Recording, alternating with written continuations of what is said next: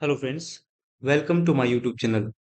RRB NTPC के लिए जो हमारी फिजिक्स की लेक्चर सीरीज चल रही है, इसका ये सेकंड लेक्चर है। इससे पहले लेक्चर में हम डिस्कस किए थे हीट क्या होता है, टेम्परेचर क्या होता है, जो टेम्परेचर स्केल्स होती हैं उनके बारे में हमने डिस्कस किया था। और टेम्परेचर का जो फॉर्मूला होता है टेम्परेचर स्केल का, उसको हमने डिस्कस किया था। और साथ ही हमने देखा था कि फ़ारेनहाइट को केल्विन में, केल्विन को सेल्सियस में, सेल्सियस को फ़ारेनहाइट में कैसे चेंज करते हैं। इसके अलावा हमने पिछले लेक्चर में ही डिस्कस कर लिया था कि एब्सोल्यूट जीरो टेम्परेचर, परम शून्य ताप क्या होता है, और वे कौन कौन से टेम्परेचर हैं जिस पर डिग्री सेल्सियस और केल्विन बराबर होते हैं, डिग्री सेल्सियस और फ़ारेनहाइट बराबर होते हैं, और फ़ारेनहाइट और केल्विन बराबर होते हैं। उसी से आगे बढ़ने के दौरान अब हम आज कुछ न्यूमेरिकल को डिस्कस करेंगे, जिसमें हम देखेंगे कि किस प्रकार से टेम्परेचर को चेंज किया जाता है और उसका सेल्सियस या केल्विन पैमाने पर क्या इफेक्ट पड़ता है। चलिए तो हम लेक्चर स्टार्ट करते हैं। देखिए, ये कोई एक वस्तु है, कोई पदार्थ है जिसका टेम्परेचर 120 डिग्री सेल्सियस से बढ़ा के कर दिया गया है 150 डिग्री सेल्सियस। जो ये शो कर रहा है कि तापमान में वृद्धि हुआ है 30 डिग्री सेल्सियस का। तो बताना है कि सेल्सियस में अगर तापमान में वृद्धि 30 डिग्री सेल्सियस की हुई है तो केल्विन में यह वृद्धि कितनी होगी। अब इस प्रकार के क्वेश्चन को करने के दो तरीके हैं, एक शॉर्ट मेथड और एक लॉन्ग मेथड। तो सबसे पहले हम समझते हैं इसको डिटेल में कि करेंगे कैसे। फ्रेंड्स, ऐसे क्वेश्चंस को सॉल्व करने के लिए हम सबसे पहले जिसके बारे में पूछा गया है उस मात्रा को, उस क्वांटिटी को उसी में चेंज करेंगे। जैसे पूछा केल्विन में गया है तो हम इन दोनों को केल्विन में चेंज करेंगे। तो देखिए, केल्विन में चेंज करने के लिए फॉर्मूला हम बताए थे पिछली क्लास में कि degree Celsius is equal to K minus 273।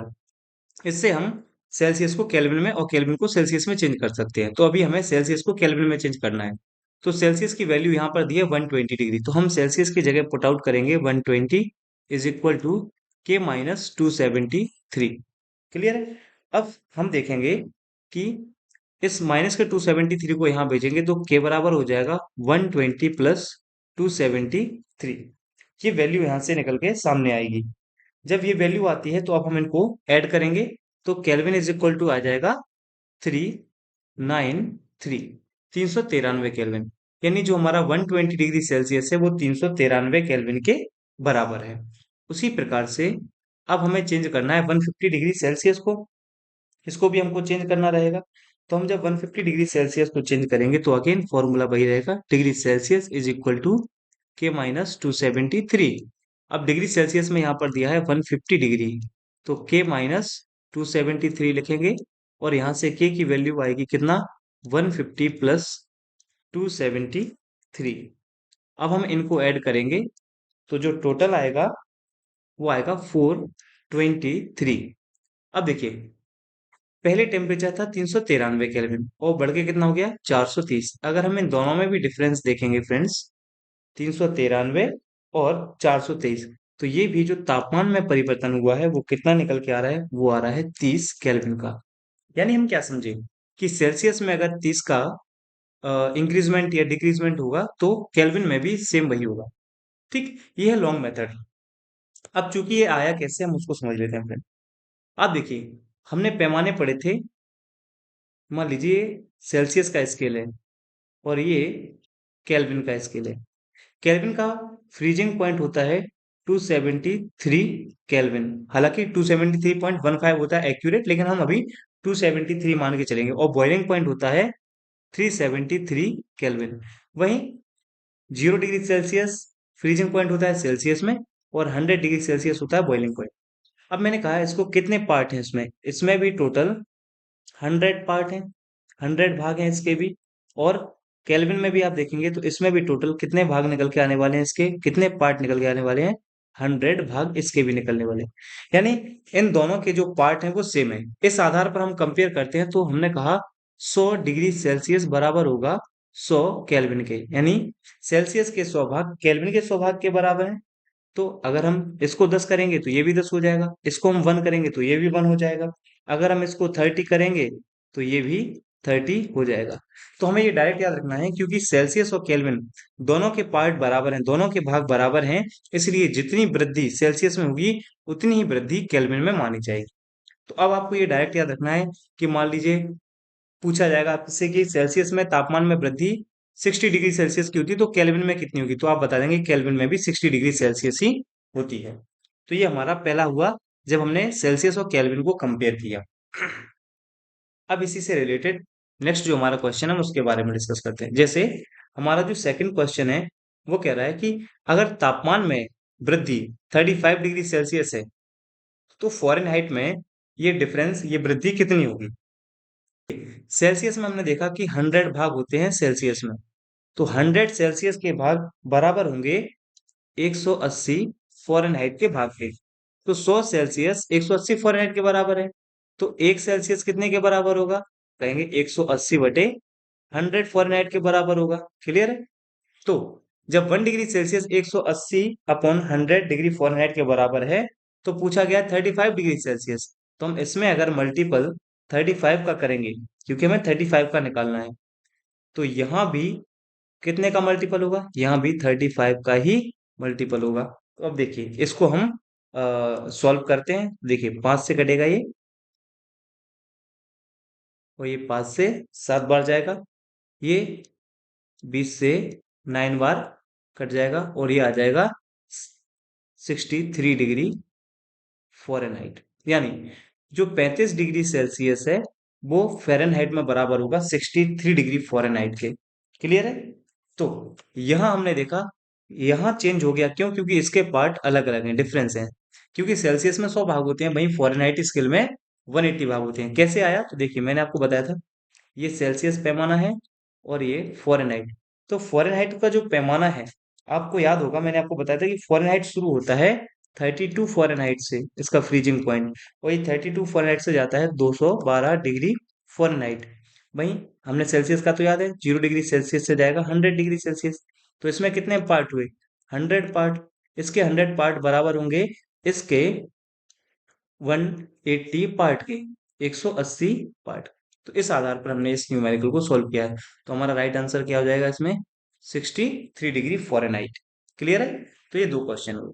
अब हम नेक्स्ट क्वेश्चन के बारे में डिस्कस करते हैं। देखिए अगला क्वेश्चन क्या कह रहा है, इसको भी हमें बहुत अच्छे से समझना है। कह रहा है कि एक इम्प्योर जो थर्मामीटर है, एक जो अशुद्ध थर्मामीटर है, वो टेम्परेचर का मेजरमेंट करता है, तो उसके टेम्परेचर स्केल पर 104 डिग्री फ़ारेनहाइट शो करता है। ठीक। वहीं जो प्योर थर्मामीटर है, शुद्ध थर्मामीटर है, वो 42 डिग्री सेल्सियस मापता है। मतलब इन्होंने पैमाने अलग अलग ले लिए दोनों को मापने के लिए। तो पूछा गया है कि फ़ारेनहाइट में गलती बताइए कितना होगा, फाइंड एरर इन फ़ारेनहाइट। अब देखिए चूंकि हमें गलती बतानी है फ़ारेनहाइट में कितना हुआ, और गलती बताने के लिए हमें सही का पता होना चाहिए, और सही वाला मान जो दिया है वो सेल्सियस में दिया हुआ है। तो हमें सही वाले मान का जो सेल्सियस है इसको हम चेंज करेंगे फ़ारेनहाइट में, और फिर इन दोनों को कंपेयर कर देंगे तो हमारा आंसर आ जाएगा। चलिए इसको करते हैं। तो सबसे पहले हमें क्या करना है, इस 42 डिग्री सेल्सियस को फ़ारेनहाइट में कन्वर्ट करना है। तो सेल्सियस को फ़ारेनहाइट में कन्वर्ट करने का फॉर्मूला मैं आपको बता चुका हूँ, क्या होता है? Degree Celsius upon 5 is equal two degree Fahrenheit minus 32 upon 9। ये हमारा फॉर्मूला निकल के सामने आया। अब हमें क्या करना है, जहां जो वैल्यू दी है उसको हमने पुट करना है। जैसे डिग्री सेल्सियस को हम चेंज करें तो डिग्री सेल्सियस की जगह हम 42 अप्लाई करेंगे।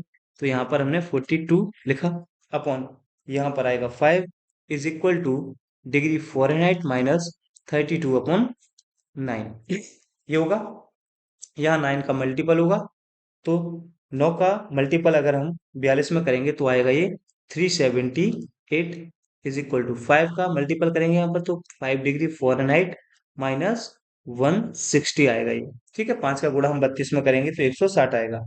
अब देखिए ये 160 इधर आएगा तो प्लस का हो जाएगा, तो 5 डिग्री फ़ारेनहाइट बराबर हो जाएगा 378 प्लस 160। इसको हम ऐड करेंगे और 5 से भाग देंगे, तो डिग्री फ़ारेनहाइट बराबर क्या हो जाएगा? 378 में हम 160 को जोड़ेंगे तो आएगा 538, और इसको हम डिवाइड करेंगे 5 से, तो हमारा जो राइट आंसर आएगा फ्रेंड्स, वो राइट आंसर आएगा 107.6। 107.6 आप इसको भाग देके देखिएगा तो ये आ गया। अब देखिए ये हमारा प्योर वाला मान निकल के आया है, ये हमारा प्योर मान निकल के आया है। अब देखिए इम्प्योर कितना था? 104 डिग्री सेल्सियस, और प्योर कितना आया? क्या? 107.6 डिग्री फ़ारेनहाइट। ये हमारा प्योर निकल के आया। तो इन दोनों में डिफरेंस कितने का है, वही इसमें एरर है। तो देखिए इन दोनों में जो डिफरेंस है वो कितने का हो रहा है, 3.6 डिग्री फ़ारेनहाइट का। तो अशुद्धि, तो फाइंड एरर का आंसर कितना होगा हमारा, 3.6 डिग्री फ़ारेनहाइट का एरर है। क्लियर है? आई होप ये पॉइंट आपको समझ में आ गया, क्वेश्चन आपको अच्छे से समझ में आ गया होगा। इसी पैटर्न पर आधारित हमारा जो अगला क्वेश्चन है हम उसको सॉल्व करते हैं पहले। अब देखिए क्वेश्चन क्या है, कहता है इम्प्योर थर्मामीटर 129 डिग्री फ़ारेनहाइट को मेजर करता है, वहीं जो प्योर थर्मामीटर है वो 50 डिग्री सेल्सियस मापता है। तो फ़ारेनहाइट में ही गलती बतानी है। अगेन सेम वही मेथड होगा, पहले हम डिग्री सेल्सियस को फ़ारेनहाइट में चेंज करेंगे। तो फॉर्मूला हमारा यही रहेगा, डिग्री फ़ारेनहाइट माइनस 32/9। ये फॉर्मूले फ्रेंड्स मैं आपको पहले लेक्चर में डिस्कस करा चुका हूँ, तो जिन्होंने भी पहला लेक्चर अभी तक नहीं देखा है, पहले आप फर्स्ट लेक्चर को देखिए, देन आपको ये लेक्चर अच्छी तरह से समझ में आएगा। चलिए अब हम डिग्री सेल्सियस की जगह 50 को पुट आउट करेंगे, value 50/5 is equal two degree Fahrenheit minus 32/9। ये 5 से कट जाएगा 10 टाइम, और इस 9 का मल्टीपल होगा 10 में, तो ये हो जाएगा 90 is equal two degree Fahrenheit minus 32। अब ये माइनस के 32 में साइड जाएंगे तो प्लस के हो जाएंगे, तो डिग्री फ़ारेनहाइट बराबर क्या हो जाएगा, 90 प्लस 32। इन दोनों को हम ऐड करेंगे तो हमारा आंसर आएगा ये 122 डिग्री फ़ारेनहाइट, यानी ये कितना आ गया, 122। अब देखिए अशुद्ध कितना बता रहा था, 129। इम्प्योर कितना था, 129। अगेन हम दोनों का कंपेयर करेंगे, इम्प्योर और प्योर। इम्प्योर शो कर रहा था, जैसा कि हमारा क्वेश्चन में लिखा हुआ है, 129 डिग्री फ़ारेनहाइट, और प्योर हमारा कितना आया, 122 डिग्री फ़ारेनहाइट। कितना है, 122। तो इन दोनों में कितने का डिफरेंस है, वही हमारा राइट आंसर है। तो दोनों में डिफरेंस कितना है, 7 डिग्री फ़ारेनहाइट का आंसर है। यही हमारा आंसर हो गया। तो फ़ारेनहाइट में कितना एरर हुआ है, 7 डिग्री फ़ारेनहाइट का एरर हुआ है।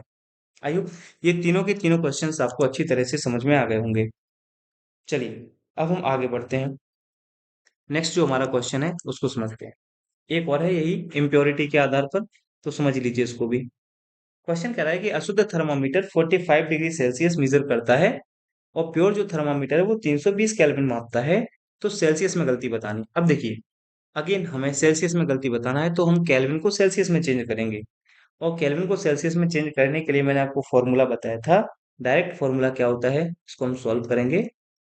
तो सेल्सियस को हम पहले केल्विन में बदल लेंगे, केल्विन को हम सेल्सियस में, तो फॉर्मूला है degree Celsius is equal to K minus 273 degree से जाएगा ये। अब डिग्री सेल्सियस का हमें मान निकालना है, तो केल्विन हमारे पास दिया हुआ है 320, 320 माइनस कितना होगा, 273। तो डिग्री सेल्सियस में ये मान कितना आ जाएगा, 320 में से 273 जाएगा, तो हमारा राइट आंसर आएगा 47 डिग्री सेल्सियस। अब देखिए ये आ गया प्योर, ये वाला मान जो है ये कैसा है, ये प्योर है, और ये क्या दिया है, इम्प्योर। तो इम्प्योर का प्योर से हम तुलना करेंगे, तो प्योर कितना है हमारा, 47 डिग्री सेल्सियस। तो एरर कितने का हुआ, हम सब जानते हैं, एरर हुआ है 2 डिग्री सेल्सियस का। तो आंसर हमारा क्या हो जाएगा, 2 डिग्री सेल्सियस, ये आंसर। तो ये 5 क्वेश्चन हमने अभी तक डिस्कस किए, जिसमें हमने सबसे पहले देखा कि तापमान में वृद्धि हो रही है तो केल्विन में कितनी वृद्धि होगी। उसके बाद ये भी हमने इंक्रीजमेंट के आधार पर देखा, और ये हमने प्योर और इम्प्योर के आधार पर देखे, जो कि कई बार एएलपी एनटीपीसी में ऐसे क्वेश्चंस पूछे जाते रहे हैं। चलिए अब थोड़ा सा एक कॉन्सेप्ट समझते हैं, फिर हम आगे कुछ न्यूमेरिकल्स को डिस्कस करेंगे। देखिए फ्रेंड्स आपको एक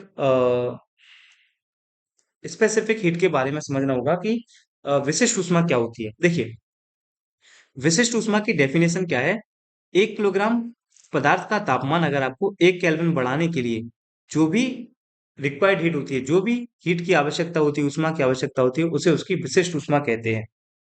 required heat to increase 1 kelvin temperature of 1 KG matter, यानी वही 1 किलोग्राम पदार्थ का तापमान 1 केल्विन अगर बढ़ाना है तो उसी को हम विशिष्ट ऊष्मा कहते हैं।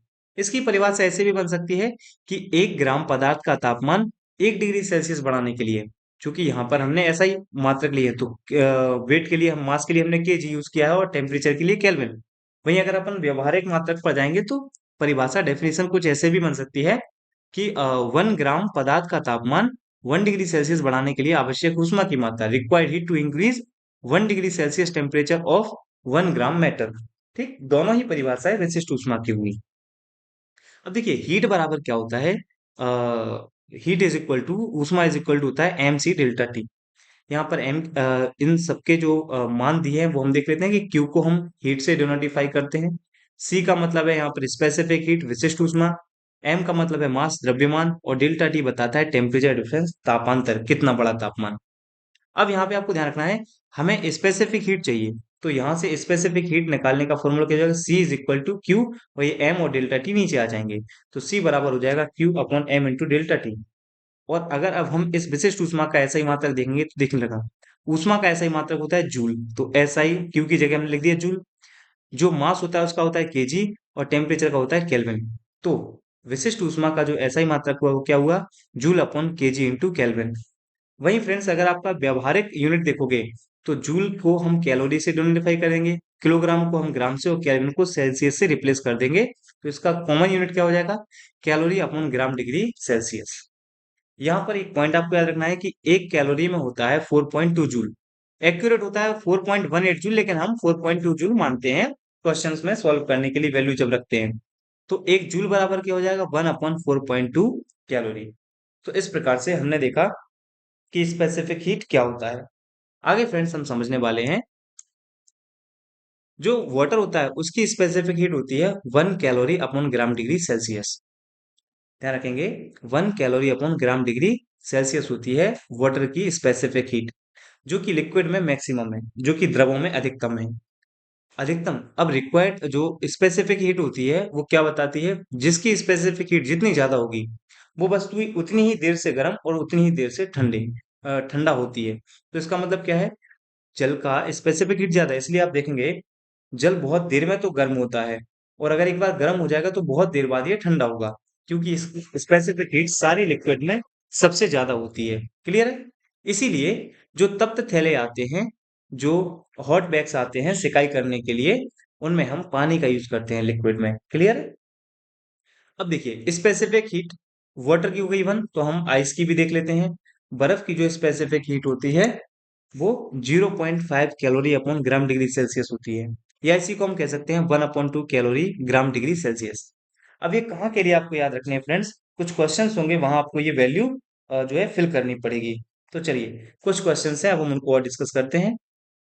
तो पहला क्वेश्चन यहाँ पर कह रहा है आपसे कि 70 ग्राम पानी का तापमान 30 डिग्री सेल्सियस बढ़ाने के लिए आवश्यक ऊष्मा की मात्रा ज्ञात करें। वो कह रहा है find heat required to increase the temperature of 70 gram of water by 30 degree Celsius. आइए, अब चूंकि हमें ऊष्मा की मात्रा देखनी है और इसके लिए हमने फॉर्मूला भी देखा क्या होता है, Q बराबर एम सी डेल्टा टी। तो आइए हम फॉर्मूला यहाँ पर पुट करेंगे, इसको सॉल्व करेंगे। फ्रेंड्स Q बराबर होता है एम सी डेल्टा टी। सबके मतलब हम जानते हैं, हीट हमको निकालना है, मास दिया हुआ है 70 ग्राम, द्रव्यमान कितना दिया है 70 ग्राम। अब स्पेसिफिक हीट सी को हमने किससे डिनोटिफाई किया था, स्पेसिफिक हीट से। चूंकि ये पानी है तो पानी का स्पेसिफिक हीट होता है 1 calorie upon gram degree Celsius, तो हम क्या लिखेंगे यहाँ पर 1 calorie upon gram into degree Celsius into temperature difference, तापमान में वृद्धि कितनी हो रही है 30 डिग्री सेल्सियस की, तो यहाँ पर हम लिखेंगे 30 डिग्री सेल्सियस। क्लियर है? अब देखिए इन सारी वैल्यूज को हम सॉल्व करेंगे, तो सेल्सियस से ये सेल्सियस जाएगा, ये ग्राम से ये ग्राम जाएगा। क्लियर है? और 30 का मल्टीप्लाई 70 में होगा, तो राइट आंसर हमारा क्या हो जाएगा, गेन 2100 कैलोरी आंसर आएगा। तो राइट आंसर हमारा क्या आया, 2100 कैलोरी। ठीक है, ये हो गया हमारा आंसर। तो कुछ इस प्रकार से आपसे न्यूमेरिकल बनेंगे, और हम आगे कुछ न्यूमेरिकल डिस्कस करते हैं। देखिए अगला क्वेश्चन है इसी फॉर्मूले पर ये बेस्ड है कि 1 केजी की एक धातु की गेंद है जिसका तापमान 50 डिग्री सेल्सियस बढ़ाने के लिए आपको रिक्वायर्ड हीट की मात्रा निकालनी है। ठीक है, अब देखिए मेटल, यहाँ पर हमें देखना है कि उसने स्पेसिफिक हीट दे के रखी है मेटल की गेंद की, जो कि है 0.5 calorie upon gram degree Celsius. Friends ऐसे क्वेश्चन को सॉल्व करने से पहले आप क्वेश्चन को ध्यान से पढ़ लेना है। क्वेश्चन में ये वैल्यू केजी में देके रखी है, जबकि स्पेसिफिसिटी ग्राम में देके रखी है, तो हमारा पहला काम होगा कि हम 1 किलोग्राम को ग्राम में चेंज करें, और फॉर्मूला हमारा वही रहेगा Q बराबर एम सी डेल्टा टी। अब इसको हम सॉल्व करते हैं, तो देखिए क्यू, एम कितना दिया 1 kg। अब हम केजी में ना रख के इसको ग्राम में रखेंगे, तो किलोग्राम को ग्राम में चेंज करने के लिए 1000 का हम मल्टीपल करते हैं, तो 1000 ग्राम हो गया। इंटू सी, सी देख के रखी है 0.5 calorie upon gram degree Celsius, ये देके रखा है क्वेश्चन में। और टेम्परेचर डिफरेंस कितना है 50 डिग्री सेल्सियस का, ये आ गया 50 डिग्री सेल्सियस। अब इसको हम सॉल्व कर देंगे, तो अगेन वही डिग्री सेल्सियस से ये डिग्री सेल्सियस कट जाएगा, ये ग्राम से यहाँ से ये ग्राम कट जाएगा, यहाँ इसका पॉइंट जाएगा तो नीचे 10 आएगा, इस 10 से ये 50 5 बार चला जाएगा। अब इसका हम मल्टीपल 5 में कर देंगे, तो 5000 कैलोरीज का आंसर आ जाएगा। क्लियर है? तो ये आपको याद रखना है, ठीक है। सॉरी, ये 5000 नहीं होगा, ये 5 का मल्टीपल भी होगा, सॉरी 25,000 आएगा, 25,000 कैलोरी आएगा, क्योंकि ये 5 का मल्टीपल 5 में होगा, तो 25 और 25 गुणा 1000 करेंगे तो 25,000 कैलोरीज का आंसर आएगा। अब दोस्तों, इस 25,000 कैलोरी को हम 25 किलो कैलोरी भी लिख सकते हैं, क्योंकि 1 केल्विन में 1 किलो में 1000 होते हैं, तो ये दोनों हमारे आंसर हो गए। क्लियर? चलिए, अब 2 पॉइंट आपको याद रखना है। सबसे पहले यहाँ पे हमने डिस्कस किया था लेटेंट हीट। अब यहाँ पर लेटेंट हीट तो बताई गई है, लेकिन स्पेसिफिक लेटेंट हीट है ये। तो specific latent heat of fusion यानी गलन की गुप्त ऊष्मा। गलन की गुप्त ऊष्मा से तात्पर्य है जहां बर्फ कन्वर्ट हो जाएगा पानी में, आइस कन्वर्ट हो जाएगा वाटर में, जिसको हम डिनोटिफाई करते हैं LHF से, यानी लेटेंट हीट ऑफ फ्यूजन। इसका मान होता है 80 कैलोरी अपॉन ग्राम, यानी 1 ग्राम बर्फ को पिघलाने के लिए 80 कैलोरी, यानी 1 ग्राम बर्फ को पानी में बदलने के लिए 80 कैलोरी हीट की आवश्यकता होती है। वहीं specific latent heat of vaporisation हम देखते हैं बाष्पन की विशिष्ट गुप्त ऊष्मा, जिसका मतलब होता है जल को भाप में या वाष्प में चेंज करना, जिसको हम LHV से प्रदर्शित करते हैं, लेटेंट हीट ऑफ वेपोराइजेशन। तो ये होता है 540 कैलोरी अपॉन ग्राम, यानी 1 ग्राम पानी को भाप में बदलने के लिए हमें 540 कैलोरी की आवश्यकता होती है। क्लियर है? इसी को हम बोलते हैं अवस्था परिवर्तन होना। तो अवस्था परिवर्तन के लिए जो आवश्यक ऊष्मा की मात्रा होती है, इसके लिए फॉर्मूला क्या है? एक तो है Q बराबर MLHF, और है Q is equal to MLHV। मतलब द्रव्यमान into latent heat of fusion और द्रव्यमान into latent heat of vaporisation. मतलब जब हम बर्फ से पानी को चेंज कर रहे होंगे, बर्फ से पानी में, तो LHF आएगा, और जब हम पानी से भाप बना रहे होंगे तो LH भी आएगा, और इनकी वैल्यू यहाँ पे हमने देख ली। अब आइए इन्हीं पर बेस्ड हम कुछ क्वेश्चंस को सॉल्व करते हैं। चलिए, तो पहला क्वेश्चन कह रहा है 0 डिग्री सेल्सियस की जो 50 ग्राम बर्फ है, उसको पानी में बदलने के लिए आवश्यक ऊष्मा की मात्रा ज्ञात करें। क्या कह रहा है वो? 0 डिग्री सेल्सियस की जो 50 ग्राम बर्फ है, उसको चेंज करना है किसमें? पानी में बदलने के लिए आवश्यक ऊष्मा की मात्रा ज्ञात करें। आइए अब इन क्वेश्चंस को हम समझते हैं और इनको कैसे करना है ये देखते हैं। देखिए, वो कह रहा है 0 डिग्री सेल्सियस की बर्फ है और 50 ग्राम है, इसको पानी में चेंज करना है, तो बर्फ से पानी बदलना है। तो अगेन हमने देखा, बर्फ से पानी में जाने के लिए हम इस फॉर्मूले को लेंगे, तो यहाँ पे हमने फॉर्मूला करेंगे सॉल्व। फॉर्मूला बनेगा Q बराबर MLHF। ठीक। अब अगेन M की वैल्यू क्वेश्चन में दी है 50 ग्राम, इंटू LHF हमें बता गया है कितना होता है 80 कैलोरी अपॉन ग्राम। ठीक। अब इसको हम सॉल्व करेंगे, तो ये ग्राम से ग्राम कट जाएगा, और 80 का मल्टीपल होगा 50 में, तो 4000 कैलोरीज का आंसर आ जाएगा। ठीक। राइट आंसर कितना होगा? 4000 कैलोरी। तो 0 डिग्री सेल्सियस की 50 ग्राम बर्फ को पानी में बदलने के लिए जो हीट देनी पड़ेगी वो भी 4000 कैलोरी। क्लियर है? आइए एक क्वेश्चन और कर लेते हैं। क्वेश्चन कह रहा है इसमें कि 100 डिग्री सेल्सियस के 50 ग्राम पानी को चेंज करना है, भाप में बदलना है। अगेन वही अवस्था परिवर्तन हो रही है, और इस बार भाप में बदलना है। तो पानी से भाप में बदलने के लिए हम फॉर्मूला उठाएंगे ये वाला MLHV। तो again Q is equal to MLHV। Again वही M का यहाँ पर मान दिया हुआ है 50 ग्राम, और लेटेंट हीट ऑफ वेपोराइजेशन जानते हैं कितना दिया था? 540 कैलोरी अपॉन ग्राम। कहाँ से आई है वैल्यू? देखो यहाँ पे लिखा रखा है मैंने पहले ही, ये है 540 LHV का मान। ठीक। तो यहाँ पे हम अब इसको हम सॉल्व करते हैं। सॉल्व करने के लिए हम ग्राम से ग्राम को काट देंगे, और यहाँ पर इन दोनों का आपस में मल्टीपल कर देंगे, तो हमारा जो राइट आंसर आएगा वो क्या होगा? देखिए 0 0 पाँच चौका 20 की जीरो, हाँ से दो पचप 25 और दो 27, 27,000 कैलोरी इसका राइट आंसर आएगा। ठीक है, इसको अपन 27 किलो कैलोरी भी लिख सकते हैं, ये दोनों ही आंसर होंगे। अब लास्ट क्वेश्चन आज के लेक्चर का है, ये कह रहा है कि 0 डिग्री सेल्सियस की 0.9 किलोग्राम जो बर्फ है उसको पानी में बदलने के लिए ऊष्मा की आवश्यकता ज्ञात करना है। अब देखिए, इस सवाल में उसने केवल हमको थोड़ा सा घुमाने का प्रयास किया है, और इसमें घुमाने का प्रयास क्या किया है उसने, कि उसने यहाँ पर m का मान दिया है 0.9 kg। ठीक है, और हमें चेंज करना है पानी, पानी में बदलना है बर्फ। तो फॉर्मूला हमारा क्या हो जाएगा, Q बराबर MLHF। लेकिन हमें m ग्राम में चाहिए होता है, यहाँ पर किलोग्राम में दिया है, बस इतना सा डिफरेंस है। तो ये, इसको हम किलोग्राम में चेंज करने के लिए मल्टीपल करेंगे 1000 से, तो ये कितना आ जाएगा, 900 ग्राम। बस अब कोई प्रॉब्लम वाली बात नहीं है, m की जगह रखेंगे हम 900 ग्राम, और LHF की वैल्यू हम जानते हैं कितना होता है, 80 कैलोरी अपॉन ग्राम।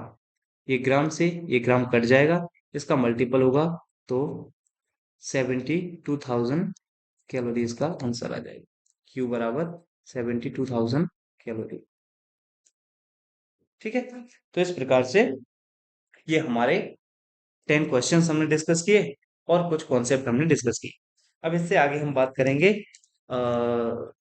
जो ट्रिपल पॉइंट होता है वाटर का, इन सब के बारे में डिस्कस करेंगे नेक्स्ट लेक्चर में। तो फ्रेंड्स, अगर आपको ये लेक्चर पसंद आया हो तो वीडियो को लाइक करें, कमेंट करें, ज़्यादा से ज़्यादा अपने दोस्तों के साथ इन वीडियोस को शेयर करें।